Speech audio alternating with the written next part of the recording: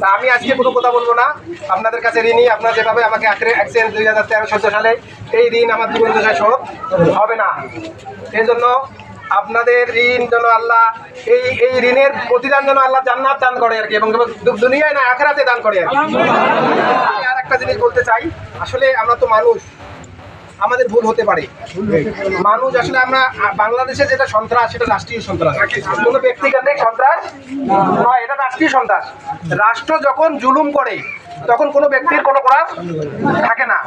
আমাদের এই এলাকায় আমলিগের যে নেতৃবৃন্দ আছে, আমলিগের লোকজন আছে, সর্বোপরি সংখ্যালঘু, আমি তাদেরকে সংখ্যালঘু বলি না।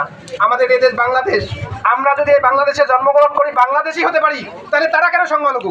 তারাও তো বাংলাদেশি, বাংলাদেশি না? আমরা যদি বাংলাদেশে জন্মগ্রহণ করি, বাংলাদেশি হই, তারা কি বাংলাদেশি না ইন্ডিয়া? তারা আমাদের বাংলাদেশি।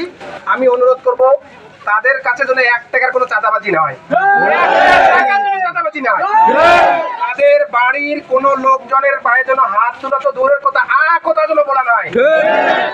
আপনারা আমাকে যথেষ্ট ইজ্জত দিচ্ছেন, যথেষ্ট সম্মান দিচ্ছেন, আসলে আমি আপনাদের এই ঋণ শোধ করতে পারবো না। আপনাদের অনুরোধ করব, এখানে আওয়ামী লীগ, বিএনপি, জামাত, যে দলে আছেন করো, আপনারা মিলেমিশে থাকবেন। আপনারা একটা পরিবার, আপনার একটা পরিবার। কোন বাপ, কোন সন্তান যদি আপনার ভুল করে, হাজার ভুল করছে, আপনার সন্তান যদি বাড়ি এসে আপনি কি ফেলে দিতে পারবেন? তাহলে মনে করেন তারা সন্তান, তারা ভাই, আপন আপনাদের, আপনি কেন হাত তুলবেন? আমলিগ করলে, ছাত্রলীগ করলে কেন হাত তুলবেন?